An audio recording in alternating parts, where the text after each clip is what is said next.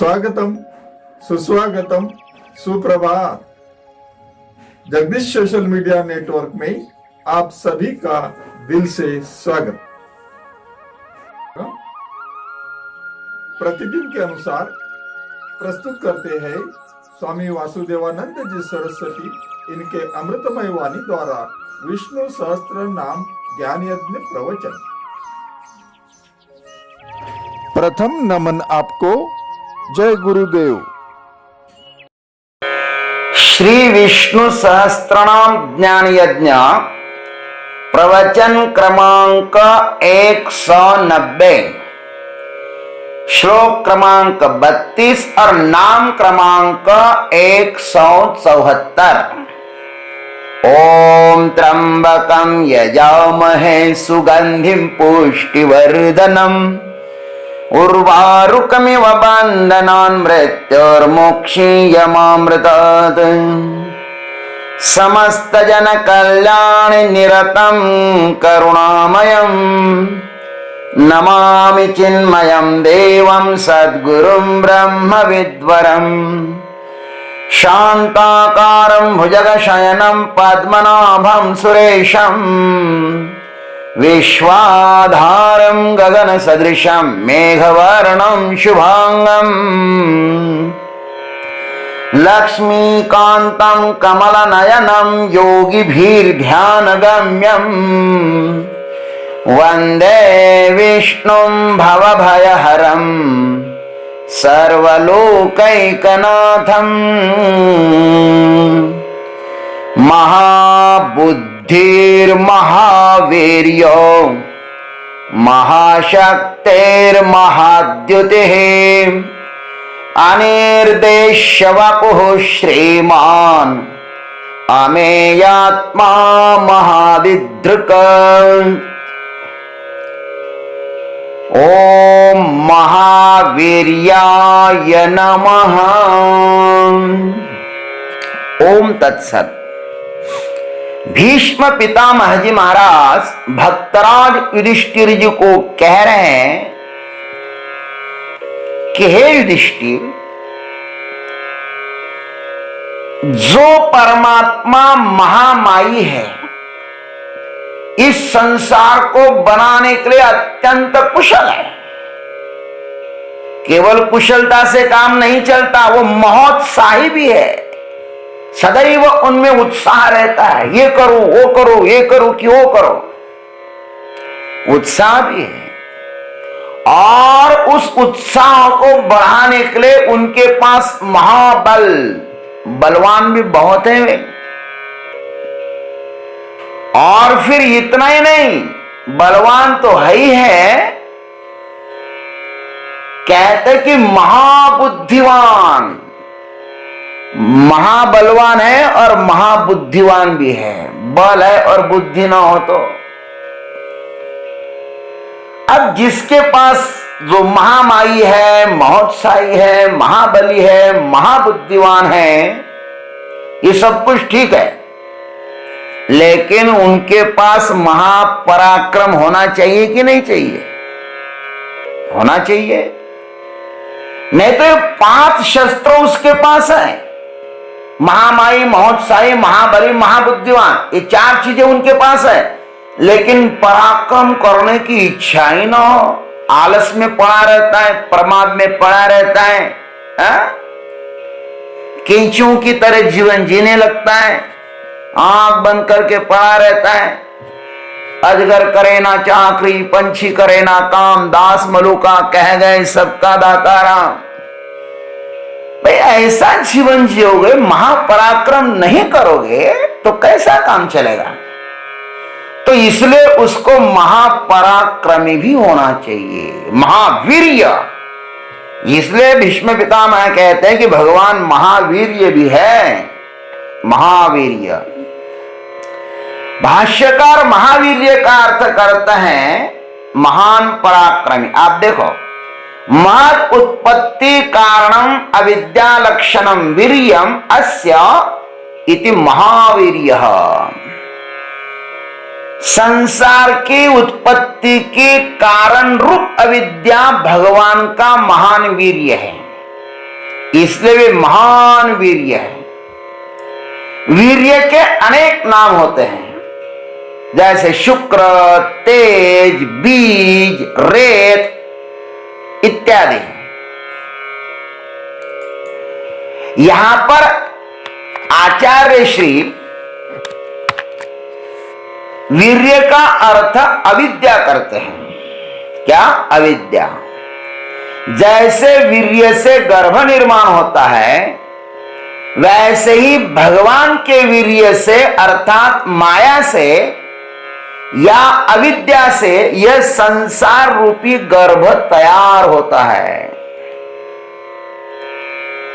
पातंजलि ऋषि ने अविद्या की व्याख्या की है, अनित्य अशुचि दुखानात्मसु नित्य शुचि सुखात्म ख्याति अविद्या। जो अनित्य है, अपवित्र है, दुखी है, अनात्मा है, अनात्मसु, उसमें अनित्य में नित्य की भावना, अपवित्र में पवित्र की भावना, दुख में सुख की भावना और अनात्मा में आत्म भाव की अनुभूति होना ही क्या है? अविद्या है। और संसार निर्मिति का जो बीज है ना, वह यही अविद्या ही है। गीता में भगवान ने कहा है, बीजम माम सर्वभूतानां विद्धि पार्थ सनातनम, 7 और 10। हे पार्थ, संपूर्ण भूतों का सनातन बीज माने कारण तुम उसको ही जान। भगवान इस जगत के अभिन्न निमित्तोपादान कारण है। यह सब कुछ वही नटा हुआ है, उसके सिवा यहां पर अन्य कुछ दिखाई भी नहीं देता है। देखो तो उनकी कैसी कैसी लीलाएं हैं, वह किन किन रूपों में हमें दर्शन देता है। भगवान इस संसार को किस विधि से निर्माण करते हैं, वह भी श्रुतियों में बताया है। लेकिन यह विधि वैसे ही है जैसे कोई स्वप्न निर्मिति की कथा बताता है। मुझको ऐसा ऐसा स्वप्न हुआ। आइए, भगवान तो बहुत सुंदर बात बताते भाई।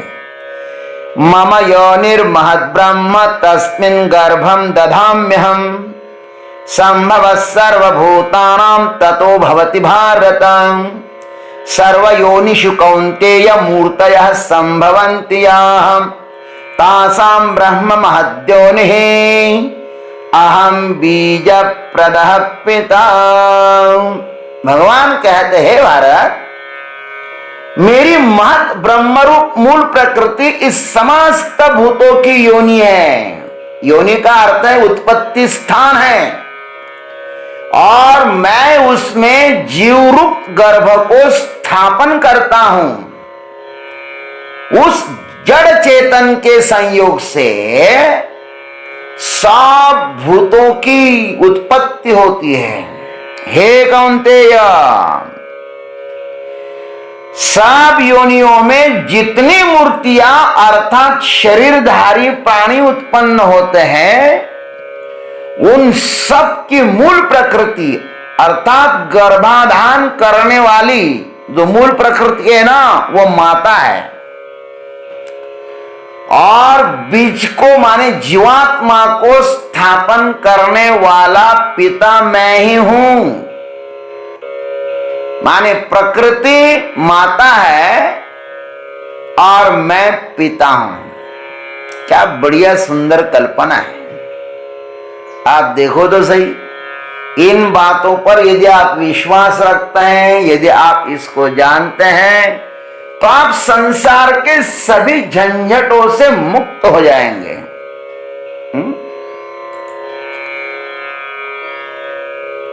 अब प्रश्न होता है कि यह विरुद्ध धर्मी जड़ और चेतन का संयोग कैसे हुआ। प्रकृति तो जड़ है, जीवात्मा तो चेतन है।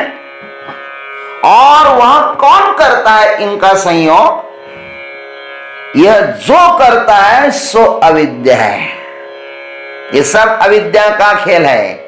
जड़ चेतन ग्रंथि पर गई, यद्यपि मिथ्या छूटत कठिनाई।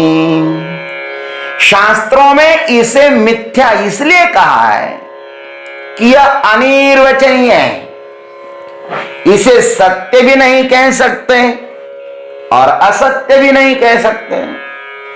सत्य कहो तो ब्रह्मज्ञान होते ही यह लुप्त हो जाती है, और असत्य कहो तो यह प्रत्यक्ष ही भाषित हो रहा है। जैसे स्वप्न को सत्य भी नहीं कह सकते हैं हम, और असत्य भी नहीं कह सकते हैं, अतः अनिर्वचनीय है। यह अनिर्वचनीय शक्ति ही परमात्मा का महान वीर्य है। इस विराट एवं विचित्र संसार को देखकर परमात्मा के महान तेजस्विता का पता लग जाता है। यह माया शक्ति इस प्रपंच को किस प्रकार से निर्माण करती है भाई?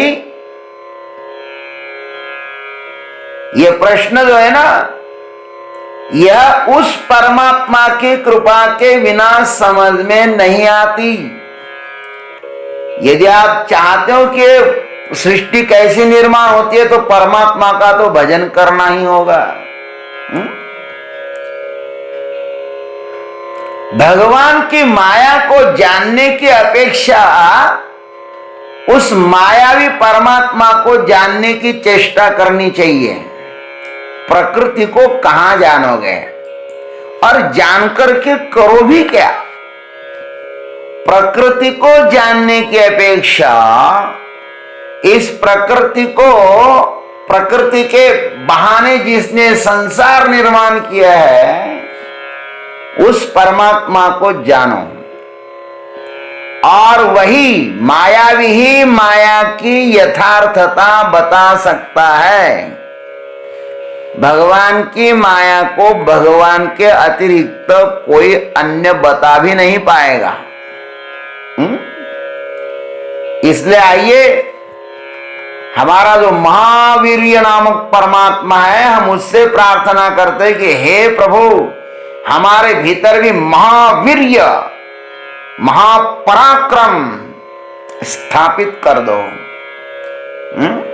इतना पराक्रम करने की इच्छा दे प्रभु, पुरुषार्थ करने की आप इतनी प्रबल इच्छा हमें दे कि वो पुरुषार्थ आप तक लेके आवे। धर्म, अर्थ, काम और मोक्ष तक वो पुरुषार्थ हमको लेके आवे। यही परमात्मा से प्रार्थना करना चाहिए। ओम तत्सत। जय गुरुदेव, जय जगदीश्वर, जय जय महाकाल। देवियों एवं सज्जनों, अभी आप सुन रहे थे स्वामी वासुदेवानंद जी सरस्वती इनके अमृतमय वाणी द्वारा विष्णु सहस्त्र नाम ज्ञान यज्ञ प्रवचन का अगला भाग लेकर कल सुबह फिर उपस्थित होंगे।